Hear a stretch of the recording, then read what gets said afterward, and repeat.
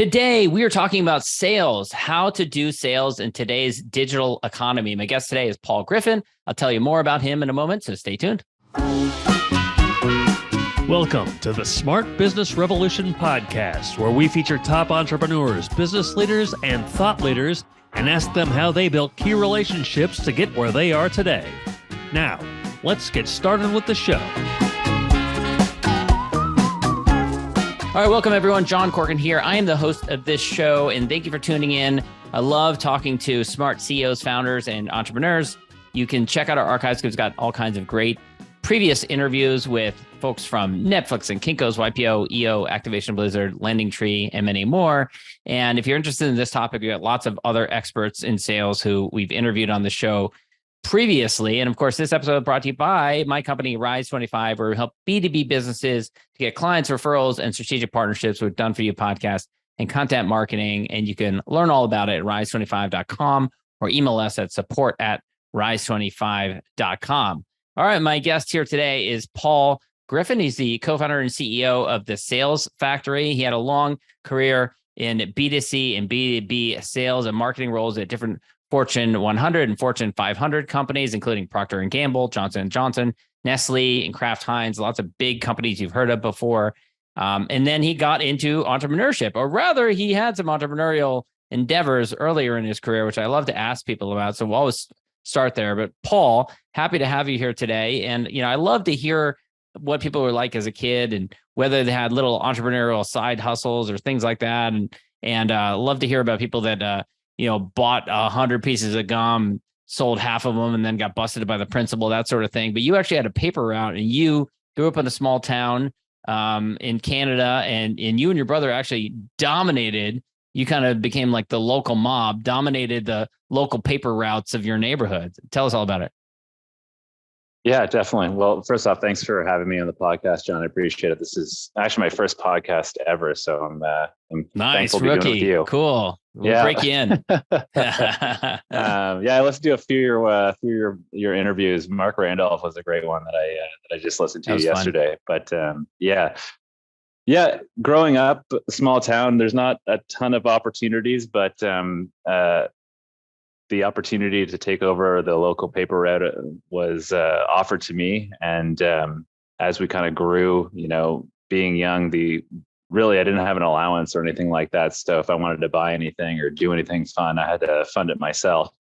So we started got my brother on board to take the other half of the street. And then we started buying up the routes all around our neighborhood until we kind of owned. Buying up the routes? Are you like going out and you're like acquiring businesses, little young 10-year-old Paul?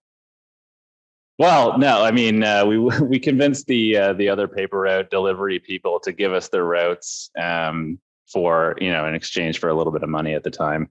So that's impressive. I mean, that's buying a business. That's pretty cool. Yeah, I think they were happy. I don't think they had a long-term vision like we did. I think $20 in their pocket that day was making a lot of sense for them. So yeah, that was kind of my initial foray into the entrepreneurial world. But honestly, when you're young, living in a small town, entrepreneurship's not really the number one thing on, at least my family's mind. Working class family growing up, they pushed me into, going to school, university, getting a career, and that was kind of it. Yeah, and that's certainly the route you went. You ended up getting your MBA. You ended up actually working for a number of years for some large companies. I'm always curious about this because this is kind of similar to my path. So I feel some kinship with you. I was a practicing attorney for a bunch of years, had my own practice, worked at other law firms, and then ended up going my own direction. And it's always challenging. Most of the time, it's challenging to tell parents and friends and stuff like that. When you've worked at, in your case, companies like Johnson & Johnson, Procter and Gamble, to say, I'm starting this little e-commerce agency, or I'm starting this new little side hustle, I'm going to devote my time to it. Was there a difficult conversation, given that you grew up in a working class family with parents who are so career focused, where at some point you said, I'm going to go out on my own? And what was that like? Yeah, I think, that conversation didn't come at the beginning. So when I worked at, my last, corporate role was at Kraft Heinz. And at that time I was kind of doing, 50-50 my own stuff, trying to build the business as much as I can. And I found some really good success in the early days of e-commerce, helping some big brands get online and build their stores and, help out with logistical issues and finding 3PLs where at the time there wasn't a lot of 3PLs and all that stuff that would, be really beneficial. So I got a few pretty, good clients, and I was doing really well at the beginning. So there was no real tough questions because I was probably making even a little bit more money than I was in the corporate world. The problem was that e-commerce really took off in those initial 2 years of my initial business. And there's so much competition in the e-commerce agency space that I lost a lot of my clients. And then I had some tough conversations with my parents, mostly, you should go back and get a job. That can arguably be even more challenging, right? If you have some early initial success and then you have a setback, and then people are pushing you to, well, maybe you should go back to the comfort of Johnson & Johnson, Procter and Gamble, go back to these places. That can be even more challenging. Yeah, I think that was funny enough, when I started out, we had so much success at the beginning, and I was like, wow, being an entrepreneur is a lot easier than I thought.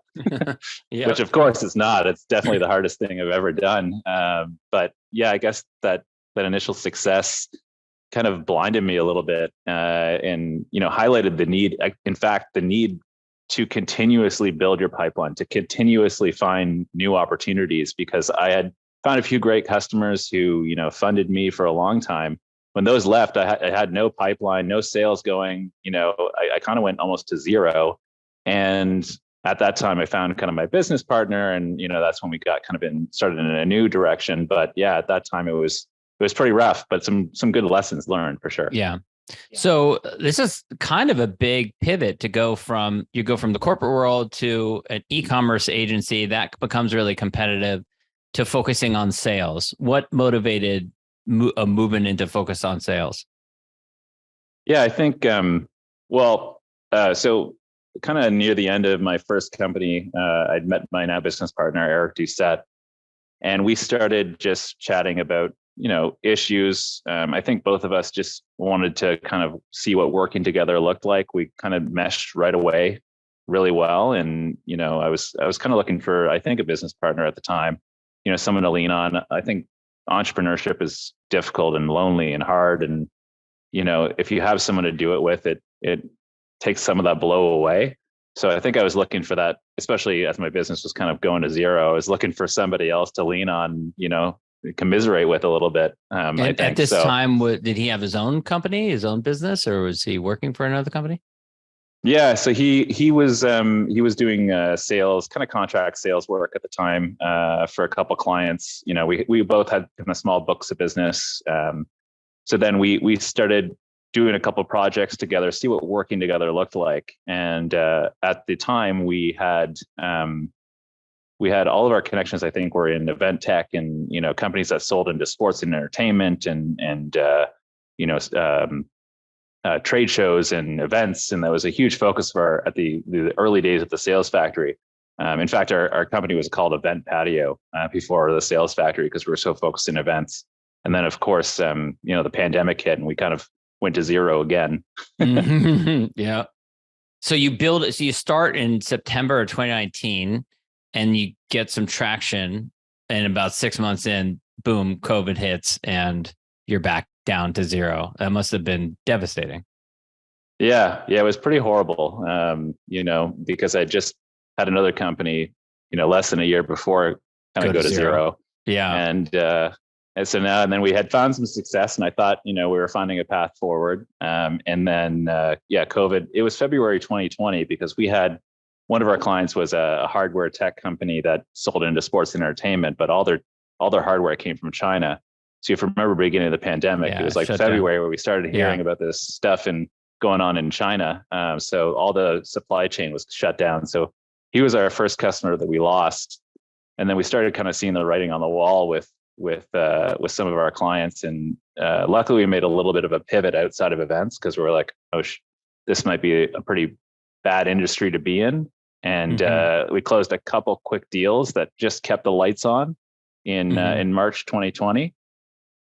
And thankfully we did, because we lost all of those event tech companies. Everybody's selling into sports and entertainment. That business went to zero. And a lot of those businesses aren't even around anymore today, unfortunately.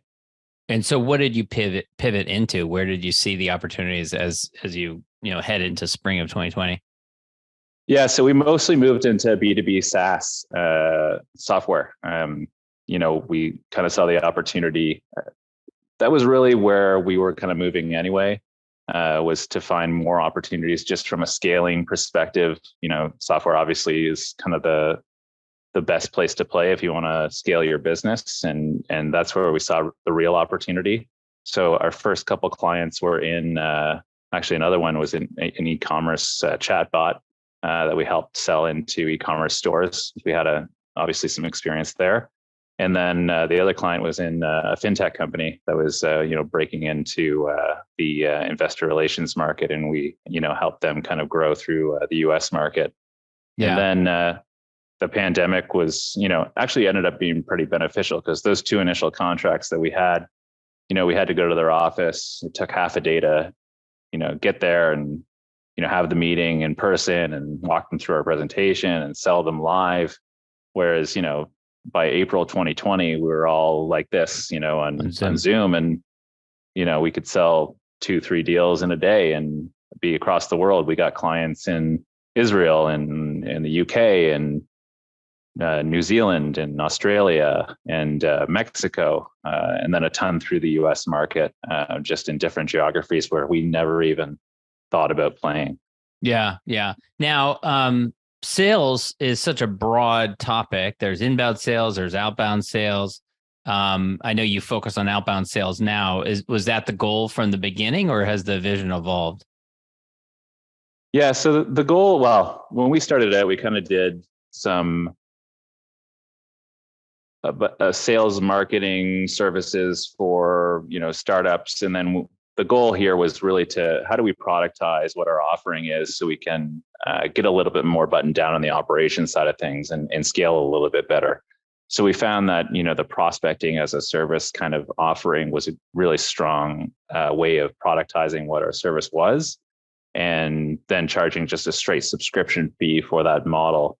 Similar to how SaaS works, we pulled a lot of our knowledge from the world we were working in, and sold it as a subscription model, but prospecting packaged into a product service offering. And did you find it was easier because the world of SaaS was used to that it was easier to sell that into that world? Yeah, exactly. Yeah. And I think, at the time they were all kind of worried about how they were going to grow without events.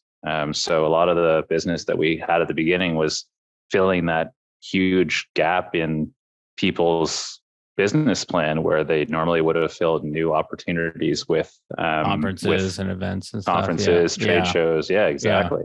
Yeah. So all our initial customers, that's what we did. We were filling that gap for them. Yeah. So I can see the opportunity, and it makes sense. I'm wondering what drew you personally to the world of outbound sales, because I know it's hard and it's not easy to pick up the phone and especially gear your whole business around that and do that as a service for clients. Was there something, for you personally why you were drawn to that, or was it purely an opportunity?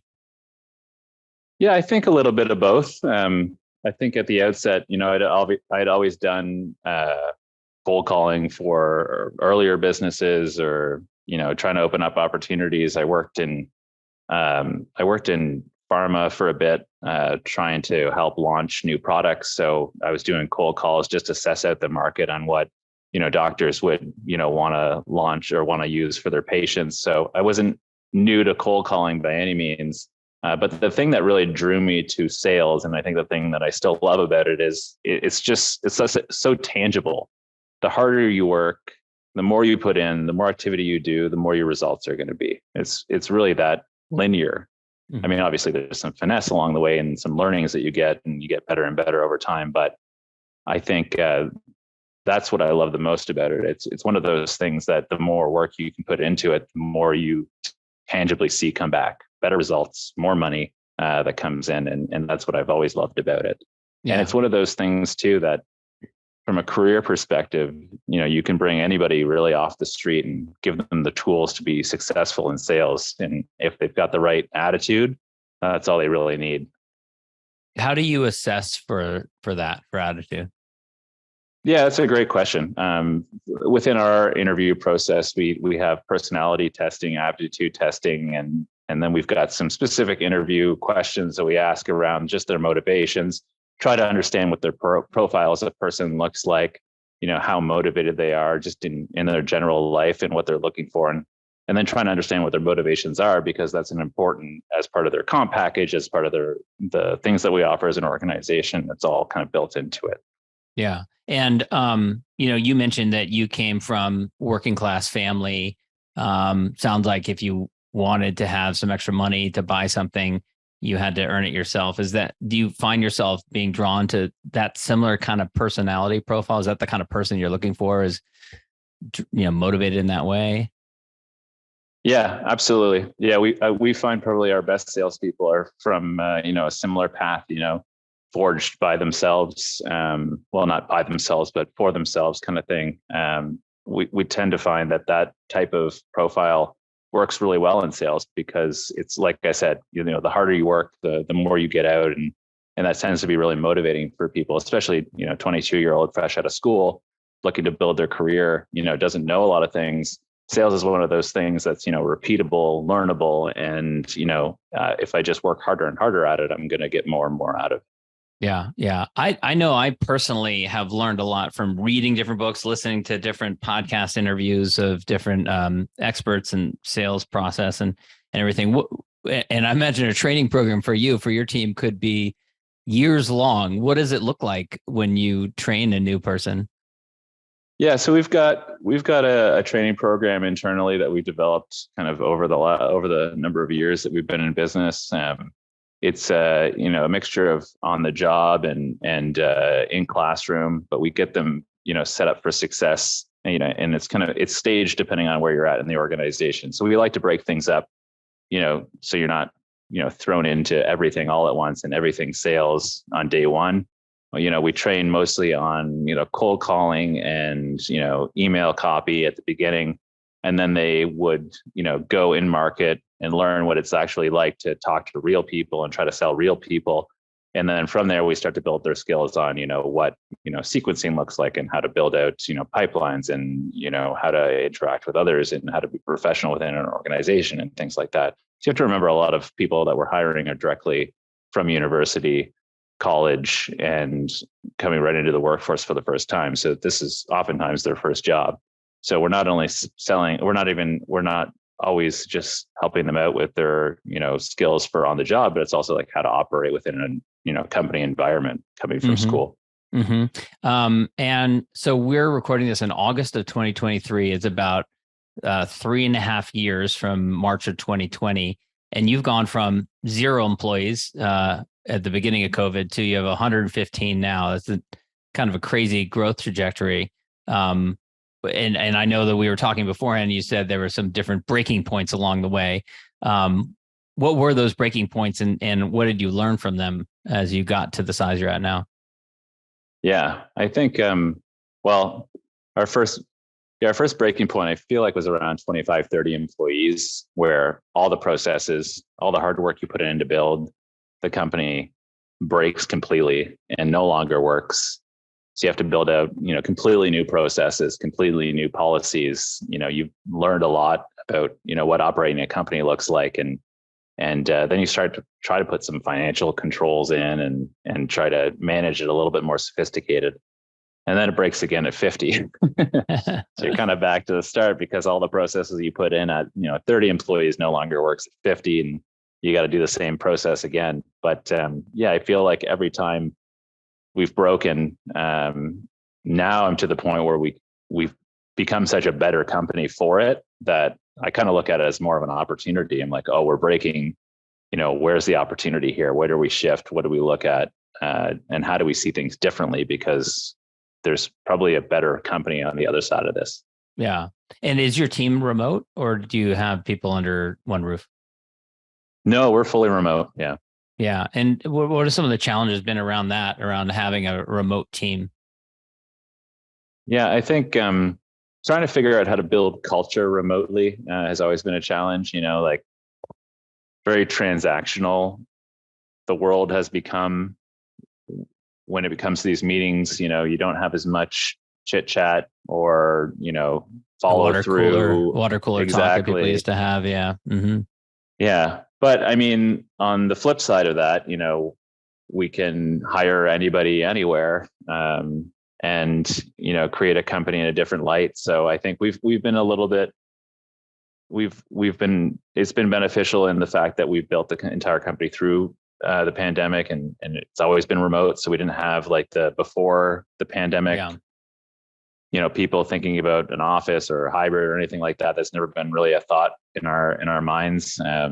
It's always just been, we were remote. So we've built the processes, controls, how we interact as a company, how we talk to each other, and that's all been built through the pandemic. So we know how to do it now. And we do have, localized kind of events in, major cities where there are kind of pockets of people. But by and large, all of our events and everything happens like this on Zoom. Yeah. This past 6 months or so has been a very unusual economy. Some companies are up, many companies are down. What sorts of challenges have you faced in this economy, and how have you, dealt with it from a sales perspective with your clients? Yeah, well, I think we struggled probably at the beginning of this year, or late last year, when software started taking a hit and there was tons of layoffs. Everybody in the industry was pretty worried about what was going to happen. Is there going to be a recession? How is the world going to end? So we saw like quite a few customers leave just to conserve cash, so they could potentially wait out any fallout that would happen from a recession or anything like that. But now we're seeing kind of a different trend where all the companies that did layoffs are trying to figure out how to do sales now, and there's a ton of opportunity in helping companies in the mid-market and enterprise side help them find new opportunities in different markets and new geographies and new segments. So we've, I guess, for the last 6 months or so, we've traded all of our kind of startup software companies for like larger enterprise software companies. So it ended up being kind of a blessing in disguise, because now we've figured out how to scale large teams versus 1 or 2 reps. We got 10 to 20 reps for clients going in individual projects. So I think, again, like when we broke and had a little bit of a dip, we're now doing much better than we were before. Right. And then sometimes I see companies where, as they grow and they have the capability to serve larger clients, then that sometimes leads to a greater concentration. Like they only have like enterprise clients. And then that can be a challenge too. Have you experienced that at all, where, you can only take on a certain size client now? It needs to be a larger enterprise client because of, because of the nature of the size of your company now? No, I think we haven't made those decisions to only service enterprise. We still like to service, startup software companies. We've been playing more in the AI space now, which is kind of tends to be the trend of today. So we've got a few more and more of those clients. But you have to remember that all these large software companies started somewhere, and different companies, providers, suppliers help them get to where they are. So we like to think that any startup company that is in the software space, we can help them grow, and we'd like to grow with them, kind of thing. Yeah. How are you starting to leverage AI within your company? Because I'm sure you've got a lot of clients that are coming to you saying, "Oh, how are you using AI?" Because that's kind of the hot thing. Yeah, I mean, we use AI a lot from a copy development standpoint, content development standpoint. Anything from a generative AI, we've got we're using in our tools today, and I think that's going to be the norm moving forward. I think it'll only be better and better. I think it's going to be really interesting on how we evolve with AI to get more out of our employees. Yeah, for sure. Yeah, and how to give it as a tool to employees, and train them up, and a lot of all those areas.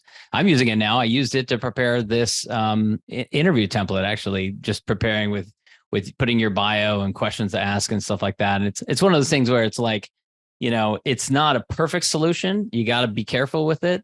But it's a nice starting point, or it's a nice to, generate ideas, that sort of thing. What are you most excited about in your industry and your company now as we head towards the second half of this year? Well, if you work in sales, September and into Q4 is a fun time.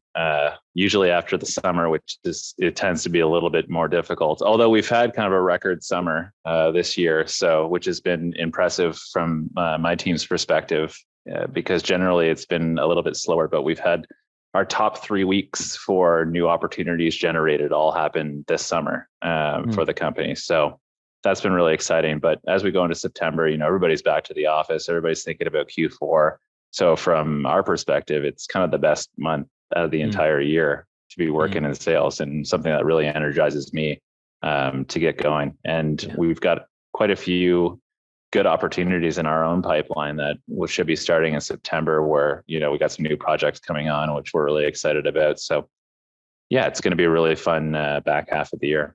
Yeah. All right. Last question. I'm a big fan of gratitude, especially expressing gratitude to those who've helped you along the way in your journey. And so, if you look at your peers and contemporaries, maybe business partners, maybe mentors, others in your industry, however you want to define that, who would you want to just shout out publicly and thank them for helping you in your journey? Yeah, I think, the person that's helped me out the most is my partner, Erin Pollock. She's really, we've been dating for, I think, four years now. And she really helped me, get from where I was at the end of my last company to where I am today, keeping me on track and, reminding me that, every challenge, I've kind of gone through something similar before, and you always get through it. So I think having her at my side has been really, really influential, and really helped me incredibly to be successful. Excellent. The Sales Factory is the name of the company. Where can people go to learn more about you, Paul, and shoot you an email or message you or ask any questions? Yeah, the salesfactory.com, with the V in the front. Perfect. All right. Thanks so much. Cool. Thank you so much. Thanks for listening to the Smart Business Revolution podcast. We'll see you again next time, and be sure to click subscribe to get future episodes.